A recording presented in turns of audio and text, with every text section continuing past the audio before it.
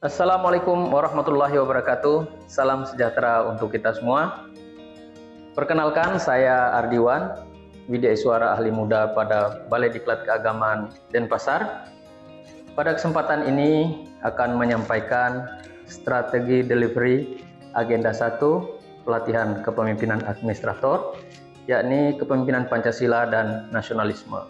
Sebelum kita mulai, perlu kita ketahui bahwa kebijakan yang mendasari penyelenggaraan pelatihan kepemimpinan administrator antara lain yaitu Peraturan LAN Nomor 5 Tahun 2022 dan perubahannya yaitu Perlan Nomor 6 Tahun 2022. Kemudian ada Keputusan Kepala LAN Nomor 1 Tahun 2023 tentang kurikulum pelatihan struktural kepemimpinan. Kemudian Keputusan Kepala LAN Nomor 2 Tahun 2023 tentang pedoman penyelenggaraan pelatihan struktural kepemimpinan. Adapun tujuan penyelenggaraan pelatihan struktural yaitu untuk mengembangkan kompetensi peserta dalam memenuhi standar kompetensi manajerial jabatan struktural. Nah, pelatihan kepemimpinan administrator ada yang melalui jalur pelatihan klasikal dan non-klasikal. Ya, pelatihan klasikal dan non-klasikal yang dilakukan secara bersamaan disebut dengan blended learning. Oke, baik Bapak Ibu. Adapun substansi dari mata pelatihan PKA Smart Governance yaitu ada 3 ya, mata pelatihan inti, kemudian mata pelatihan dasar dan mata pelatihan pilihan. Pada mata pelatihan inti terdapat 4 agenda, yaitu agenda kepemimpinan Pancasila dan nasionalisme, yang kedua agenda kepemimpinan kinerja, dan yang ketiga agenda manajemen kinerja, serta keempat agenda aktualisasi kepemimpinan kinerja yang bisa dilaksanakan secara e-learning yaitu melalui self-learning dan collaborative learning juga klasikal. Adapun mata pelatihan dasar yaitu pertama digital skill dalam pembuatan kebijakan, yang kedua self-resilience, dan yang ketiga adalah berpikir kritis. Ini secara mandatori dilaksanakan secara self-learning ya. Sementara itu mata pelatihan pilihan ada 9 ya. Di samping itu para peserta boleh memilih mata pelatihan yang relevan dengan unit kerjanya atau proyek agenda perubahan yang dilakukan oleh peserta. Ya. Selanjutnya untuk blended learning sendiri dalam PKA ini itu diawali dengan pembelajaran mandiri self learning. Kemudian dilanjutkan dengan e-learning. E-learning ini ada yang sinkronus maupun asinkronus. Selanjutnya ada pembelajaran bersama, maksudnya pembangunan komitmen bersama. Kemudian dilanjutkan dengan pembelajaran klasikal tahap 1 yang di dalamnya ada pembelajaran kelas, studi lapangan, ya. Kemudian ada rancangan aktualisasi, kemudian aktualisasi kepemimpinan kinerja, serta dilanjutkan pembelajaran klasikal tahap 2. Bapak Ibu yang saya hormati, pada PKA Agenda 1 Blended Learning ini kita melihat diawali dengan pembelajaran mandiri self-learning, yaitu pembelajaran Agenda 1 Kepemimpinan Pancasila dan Nasionalisme 5 jam pelajaran, kemudian pembuatan esai Agenda 1 Kepemimpinan Pancasila dan Nasionalisme itu ada 2 jam pembelajaran. Kemudian dilanjutkan dengan e-learning, yaitu sinkronus ada 4 jam pembelajaran dan asinkronus ada 10 jam pembelajaran. Selanjutnya pembelajaran klasikal tahap 1 ada 12 jam pembelajaran. Ya, agenda PKA sendiri ada 4. Nah, pada kesempatan ini kita lebih fokus pada agenda 1 yaitu agenda kepemimpinan Pancasila dan nasionalisme. Dengan 2 mata pelatihan ya, yaitu 1 wawasan kebangsaan, kepemimpinan Pancasila dan integritas, dan yang kedua bela negara, kepemimpinan Pancasila. Oke, baik Bapak Ibu, kita melihat berdasarkan matriks ya pembelajaran PKA secara blended learning. Untuk pembelajaran mandiri ya yang terdiri dari 7 jam pembelajaran itu dilaksanakan pada hari ketiga ya, itu pembelajaran mandiri. Kalau dulu dikenal istilah MOOC ya. Selanjutnya pembelajaran e-learning itu dimulai pada hari ke-11. Ya, di sana ada sinkronus dan asinkronus. Ya, kalau kita melihat jadwal itu pembelajaran e-learning itu ada hari ke-11 dan hari ke-12 ya. Ya, sinkronus di hari pertama atau hari ke-11 itu ada 2 jam pembelajaran, asinkronusnya 4 jam pembelajaran. Sementara di hari kedua atau hari ke-12 asinkronus agenda 1 itu ada 6 jam pembelajaran, serta sinkronus pembelajaran agenda 1 ada 2 jam pembelajaran. Ya, mari kita lihat apa saja aktivitas ya yang dilakukan oleh fasilitator maupun peserta saat terjadi pembelajaran e-learning, baik yang sinkronus maupun asinkronus. Pada tabel berikut ini kita dapat melihat bahwa pembelajaran e-learning pada hari pertama itu ada 6 jam pembelajaran. Ya, yang terdiri dari 2 jam pembelajaran yang diselenggarakan secara sinkronus dan 4 jam pembelajaran secara asinkronus. Nah, apa yang dilakukan oleh fasilitator dan peserta saat terjadi pembelajaran di hari pertama? Nah, pada sesi sinkronus, maka ini pertama kalinya fasilitator bertemu dengan para peserta. Nah, tentunya di sini ada perkenalan singkat ya antara fasilitator dengan peserta, dan fasilitator berusaha membangun suasana akrab sehingga peserta nyaman berpartisipasi. Karena sekali lagi bahwa ini pertama kalinya fasilitator dan peserta bertemu secara langsung melalui e-learning tentunya. Kita juga perlu menegaskan bahwa kehadiran fasilitator di sini bukan untuk dalam tanda kutip mengajari ya, tapi istilahnya sharing ya dengan peserta, karena bagaimanapun para peserta ini adalah para pejabat administrator. Kemudian bisa kita sisipkan pantun tentang kepemimpinan atau game yang berkaitan dengan Pancasila. Nah, setelah itu kita menyampaikan tujuan atau agenda pembelajaran pada sesi ini ya. Nah, setelah itu kita bisa juga melakukan tanya jawab ya, pengalaman tentang pembelajaran mandiri ya, atau pembelajaran saat self learning. Nah, ini bisa kita menggunakan fasilitas yang membuat hubungan interaktif antara fasilitator dan peserta tentunya ya. Nah, di sini saya beri contoh seperti idea boards ya. Di sini kita boleh menggunakan fasilitas idea board untuk menggali pengalaman atau sharing ya, pengalaman saat self learning.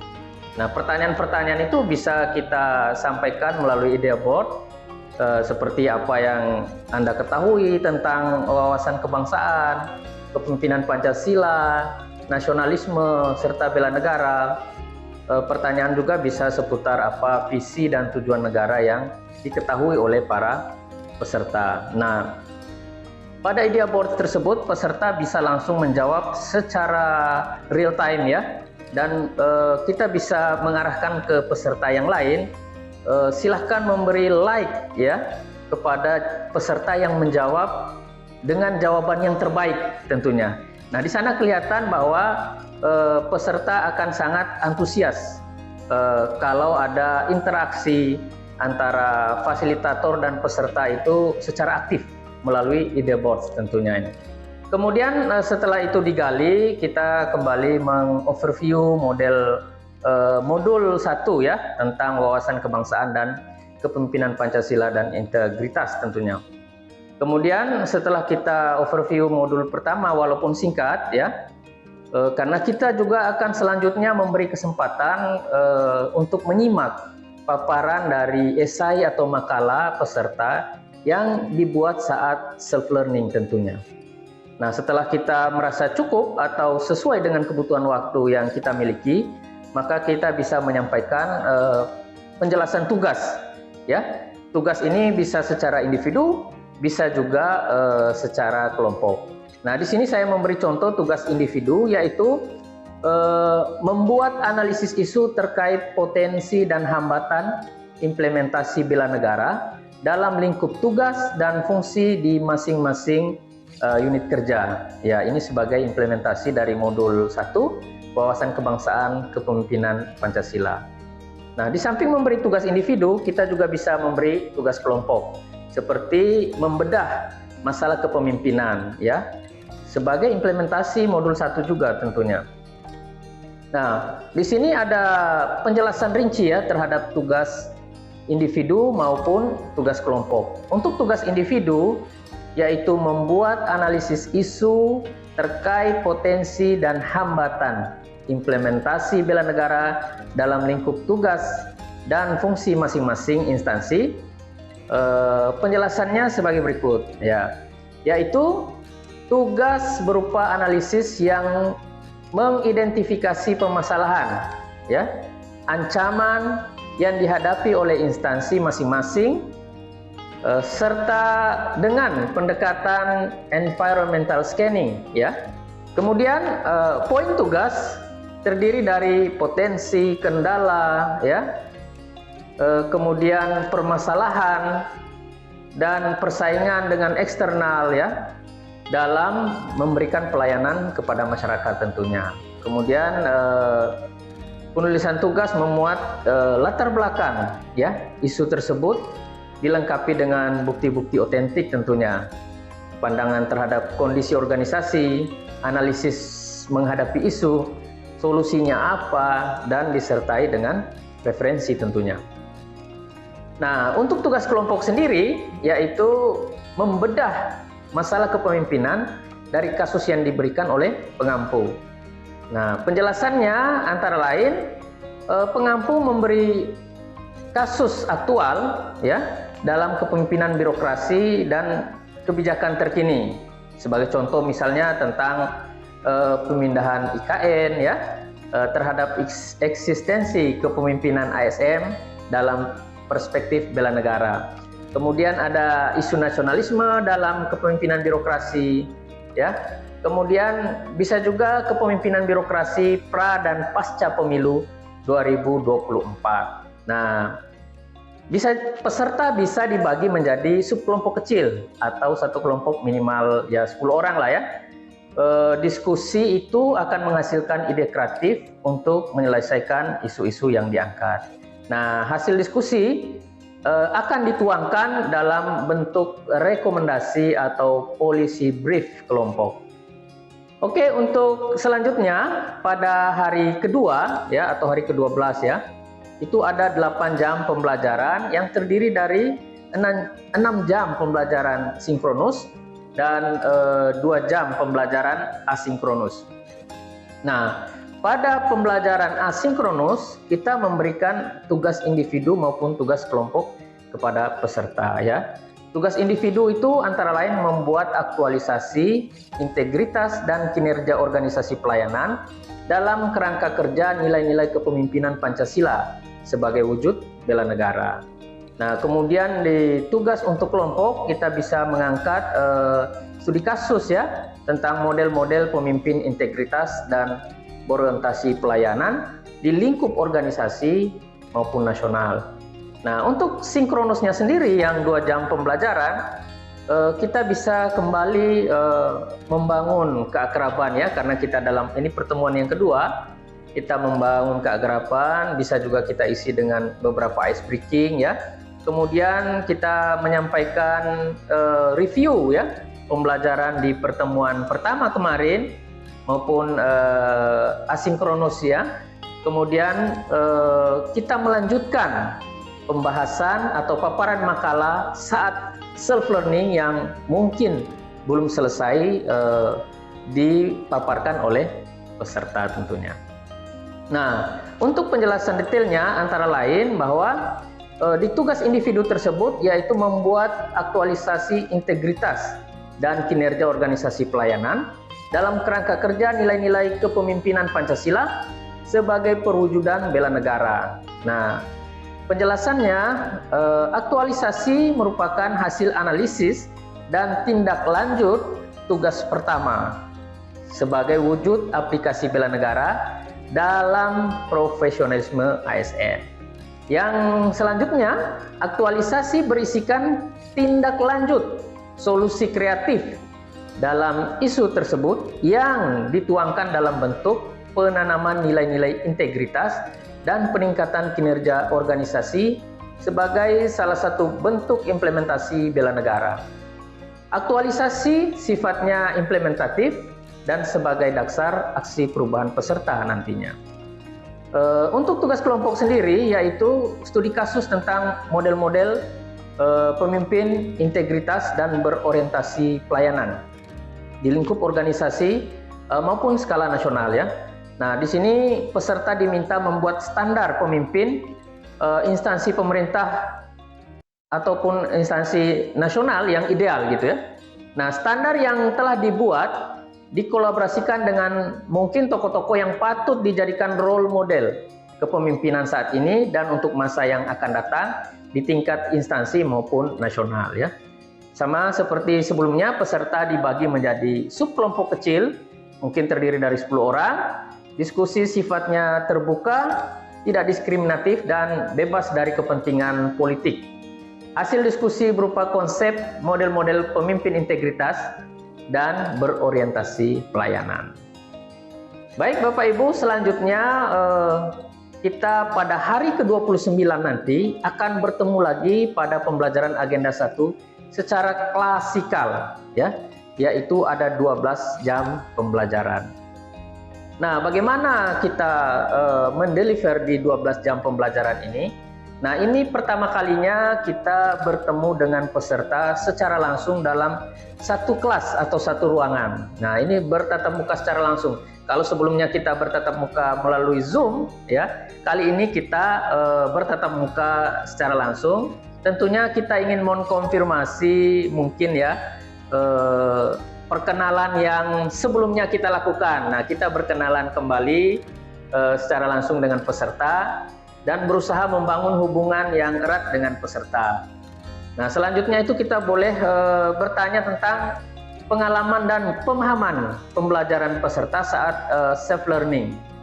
Ya, kemudian kita membahas tugas distance learning, ya, yang kita laksanakan pada asinkronus hari ke-11 dan hari ke-12. Nah, itu kita bahas di pada pertemuan klasikal. Nah, pada sesi selanjutnya kita bisa melaksanakan praktik lapangan ya, membangun kepemimpinan dan pemaknaan dalam konsep bela negara. Kemudian ada studi kasus implementasi dari modul 1 dan modul 2, itu kurang lebih ada 3 jam pembelajaran. Nah, di sesi selanjutnya, sesi 4, kita bisa melaksanakan tindak lanjut studi kasus sesi ketiga gitu ya. Kemudian di sesi terakhir pembulatan agenda 1 dan pemberian motivasi. Nah, mungkin demikian ya strategi pembelajaran yang bisa saya sampaikan. Kurang lebihnya mohon maaf. Akhir kata, Assalamualaikum warahmatullahi wabarakatuh. Salam sejahtera untuk kita semuanya.